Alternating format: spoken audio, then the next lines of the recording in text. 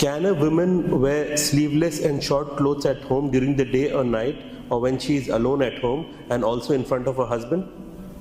In front of her husband, she should wear clothless, not sleeveless. Yes, of course, it's her husband. She could adore him, she can do whatever she wants to please his eyes, hopefully.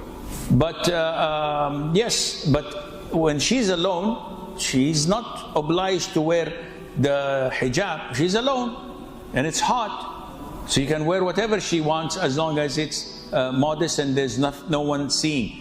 Very weird, crazy concept in the subcontinent. Hundreds and thousands, wallahi, of women come to me and say, Sheikh, my father scolds me for eating without covering my hair. Why? Who's in the house? Nobody. She says, when you eat, you have to cover your hair. And not only this, when you enter the toilet, you have to cover your hair. Now this is really wacko. Where are you getting these things from? It's not from Qur'an, it's not from Sunnah, it's not, to my knowledge, in any school of thought, except in the subcontinent. It's not from a school of thought, it's from a cultural thing. This is not from Islam.